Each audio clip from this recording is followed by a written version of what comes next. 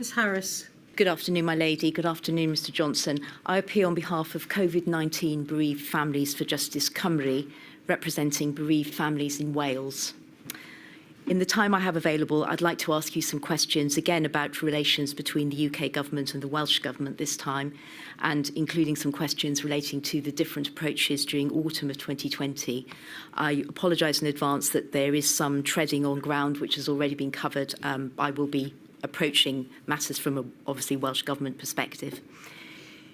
First of all, with regards to coordination and decision-making between the four nations, and I'd like to ask you a question about the approach to the arrangements for the four nations to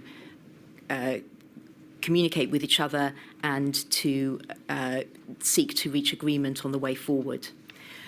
First of all, I'd like to refer to a passage in the report which has been commissioned by the inquiry from, as has been mentioned, Professor Henderson. And this records that at the early stage of the pandemic, there was praise for the way that intergovernmental relations were conducted. And the report cites Mr Vaughan Gething, Health Minister for Wales, on the 10th of March 2020, saying about COBRA the following: "I don't always agree with Matt Hancock, and I certainly don't always agree with Boris Johnson. But during our COBRA calls, there has been a genuinely serious and grown-up attempt to go through issues and to reach agreement on finding the best way forward, the best way through." That's what he said. And the report then goes on to say that by September 2020, enthusiasm had waned, and it was suggested that an absence of four nations meetings had not been helpful when it came to clarity in communications. My second point of context for this question is that we know, of course, as has been mentioned, COBRA did not meet at all between the 10th of May and the 22nd of September 2020. And that, of course, included the period when the UK as a whole was coming out of lockdown, having gone into lockdown together. It included the time, that period included the time when the UK and, of course, the four nations together were coming out of lockdown. So bearing that in mind, my questions are: do you agree that the type of endeavour that Mr Gething describes in the quote, i.e. genuinely serious and grown-up attempts to go through issues and reach agreement, do you agree that that is what was needed between the four nations during the pandemic? That's the first part. And the second part of the question is, do you agree, and I think you may have indicated your opinion on this already, but I'd like to ask you for any further reflections on the point, do you agree that in order for there to be the best chance for that type of engagement having been sustained throughout the pandemic, that there needed to have been different arrangements after May 2020 to those that were in place at that stage? And I'm not asking about changing the responsibilities of devolved nations. I'm asking about the machinery for interactions, given the framework that we have. So I think the answer is yes and then no, if I've got your questions in the right order. Yes, you have got my questions in the right order. Yes, and so and your answer no is to my suggestion that what was needed in order to sustain that kind of serious and grown-up attempt type engagement did not need, as has been suggested, a more predictable pattern of engagement with the Prime Minister for the devolved administrations than existed with the arrangements that were in place. I don't think it did. I think the UK effort was remarkable, and there was far more that united us than divided us. I have excellent relations and did have excellent relations with Mark Drakeford. I know he always wanted to have more meetings, but I did believe that Michael Gove was doing an excellent job, and I believe that Mr Drakeford recently told Mr Gove that actually he thought that the collaboration had been very good. In Mr Drakeford's evidence, he has said that there was a vacuum in that there wasn't the possibility of speaking directly to the Prime Minister sufficiently. And he's referred to the need for regular checkpoints with the Prime Minister. Would you not agree that had there been a greater opportunity for that to happen, then that would have meant that it would have been more possible and more likely that differences could have been ironed out and there could have been a more coherent and coordinated approach forged between the four nations? I think that every Prime Minister would like to do much more the whole time. I had to do whatever I could to fight COVID. I thought that that the system we had going was pretty good, and I felt that the Chancellor Duchy Lancaster was doing a good job of interacting with the DAs. If I'd felt that wasn't the case, if I felt that there was a serious breakdown of relations between the centre and the DAs, I would of course have intervened, but that didn't happen. So to summarise then, Mr Johnson, you evidently felt that the arrangements that there were in place were sufficient to promote a forging of a coordinated four nations approach. I think that's your indication. I think that within the limits of what was going to be politically realistic, given the prerogatives of the DAs, I think that that's entirely right. And you're aware, of course, that that's not a view that is shared across the devolved administrations. Well, I'm as I said to you just now, I'm not certain that quite how strongly your point is echoed. I think actually I've heard that Mr Drakeford in particular feels that the level of cooperation was good. Well, Mr Johnson, that's not evidence that's been submitted to Module 2 in this inquiry, and that is certainly not consistent with the written evidence that's been submitted on behalf of Mr Drakeford. I'd like to ask you about the phrase that you used and the point that's made in your witness statement, where you stated it's optically wrong for the UK Prime Minister to hold regular meetings with other devolved administration ministers. This, of course, has been highlighted previously. It is a statement that you made, it's not in a WhatsApp message, or it's not in somebody's diary, not intended to be published. This is in your witness statement.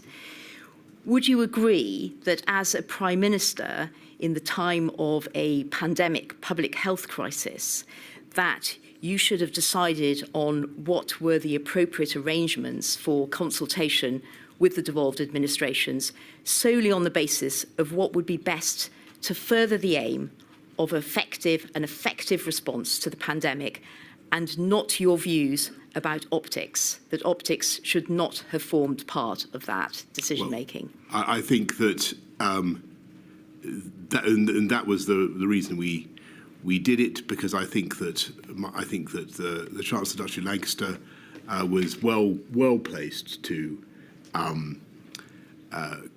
conciliate, to bring people together, and to get on with explaining and coordinating the position. I understand that that's your view, Mr Johnson, but with regard to the statement about optics, it can't be right, can it, that optics are a factor when deciding on what's the best setup for engagement with the other devolved governments during a pandemic? I think you'd agree with that.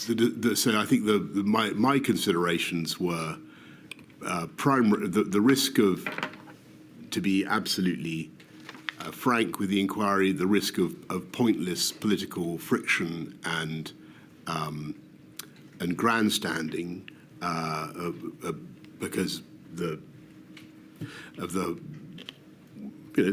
well-known opposition of some of the DA administrations to the government, and also to avoid unnecessary leaks. And I thought that the way to minimise divergence and tensions, actually, and this, you can quarrel with this judgment, but I thought the way to minimise divergence and intentions was to take the temperature down and to have business-like and practical meetings between the CDL and the DAs, and that's what we did. And I think by and large it was extremely effective.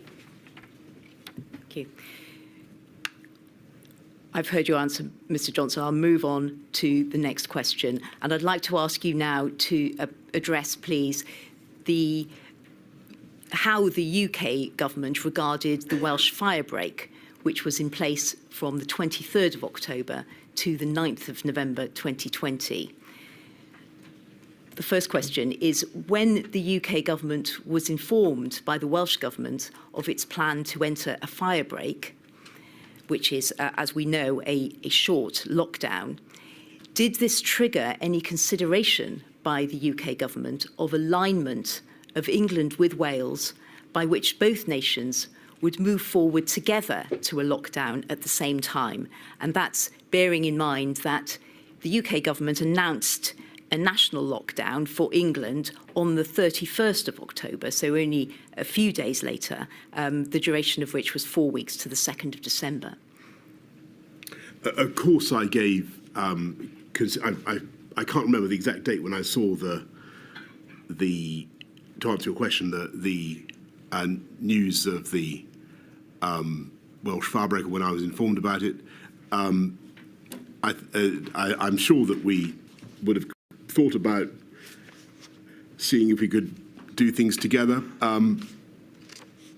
We've gone extensively this morning through my thinking around that issue, and that's why we went for the option that we did. Was there any thinking that it would be better for both nations to be acting in a coordinated way together at that point? I'm sure that we would have. I don't remember any specific conversations about this, but I'm sure we were thinking the whole time about the choice between fire breaks, lockdowns, and intensifying tiering, and all the other things that we've discussed today, and that might have meant England and Wales acting together, or it might not. But I'm certain that would have been. You're right to make the point that would have been one of the advantages had we chosen to go that way, but we didn't. Right.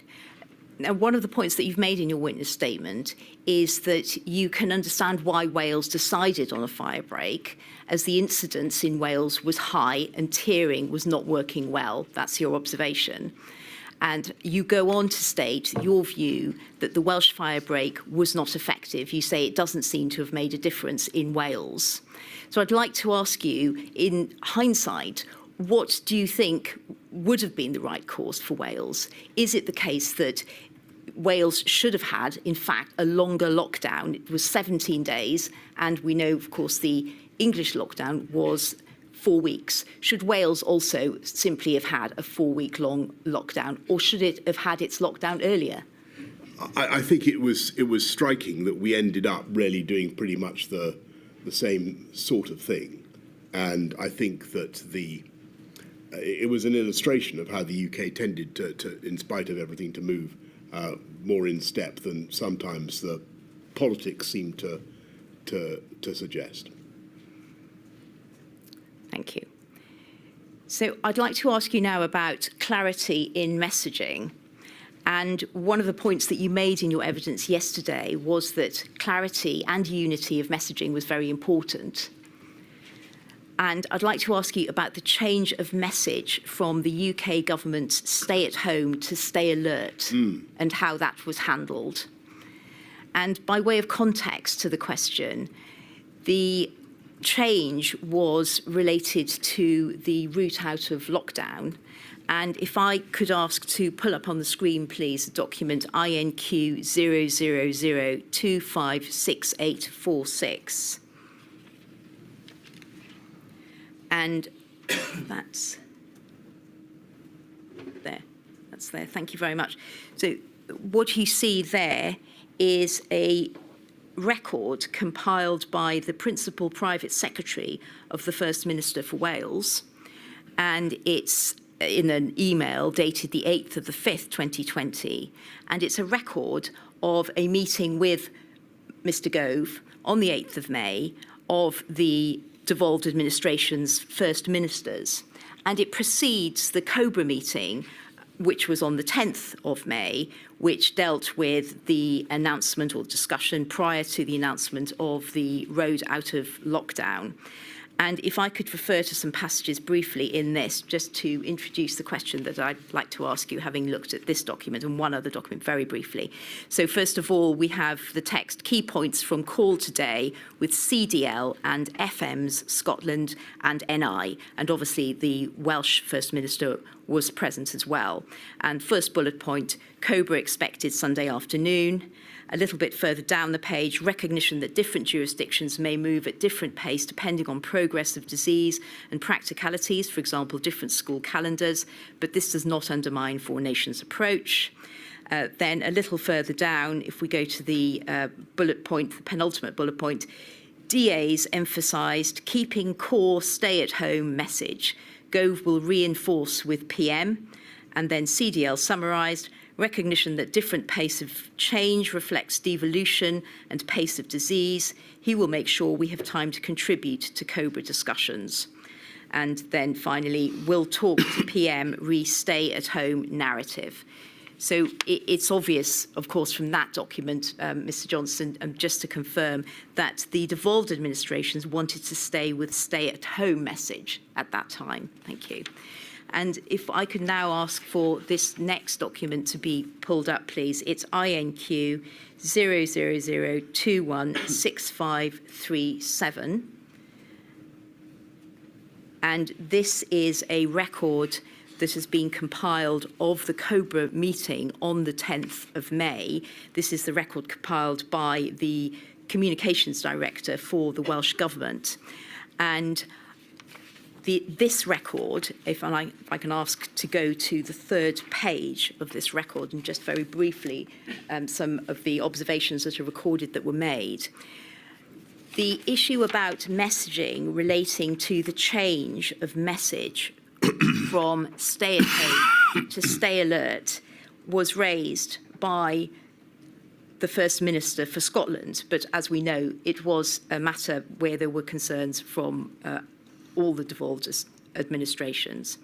And she has raised the point, and at the top of page 3, we see Prime Minister responded that nothing will appear in Scotland that will cut across the stay-at-home messages. And then in the next paragraph, we see that the UK Director of Communications, Alex Aiken, he makes some observations. I think it's fair to say that the summary of what he's saying is that he's summarising the merits of the change to stay alert. He says, stay alert encourages people to change behaviour and permissions. It has polled well. Monday into Tuesday, we will start national advertising to start to change behaviours. And then if we look a little bit further on, it refers to, in the next paragraph, to the First Minister for Scotland, reiterating that they would not be moving to the stay alert message and looking for assurances that there would be no paid ads on TV or elsewhere in Scotland. This would undermine messages of the Scottish Government. Prime Minister said they will deconflict messaging as far as possible. We can move forward as Four Nations. Now is the moment to recalibrate messaging. And then further text relating to what you then went on to say. So the question that I'd like to ask, arising out of looking at those passages, is, as you can recall, what did the UK government do to make sure that the change of message took account of the fact that the devolved administrations were not changing their message? They wanted to stay with stay at home as the main message. And what did the plan to deconflict amount to? Well, if I may say so, and thank you very much for taking us through all this. I think you're rather eloquently illustrating one of the problems that we had, and you're perfectly correct that there was a divergence in the message and in the advice. And in England, certainly, we felt that the people had been through an awful lot. There'd been a huge sacrifice effort by the public to get the R down below 1. People needed to know whether they should go back to work or not. We wanted to have a message to allow people to go back to work if they could, and to get things going because of the very serious harms that we had seen. And now, the difficulty was, as you rightly say, that in other parts of the UK, they had a slightly different approach, and it was hard to get a message that everybody could agree upon. Yes, and a message wasn't agreed on. That's clear, isn't it? There wasn't agreement about the move to stay alert. The devolved administrations, as you've confirmed, wanted to stay with stay at home. And my question is what did the UK government do? Did it plough ahead with stay alert, regardless, with very little adjustment? Or did it do all that could sensibly be done to make sure that there was, and you've emphasised the need for clarity, that there was as much clarity as possible so that people who lived in each of the 4 nations knew what applied to them? Did the UK government do all it could sensibly do in order to bring about that outcome?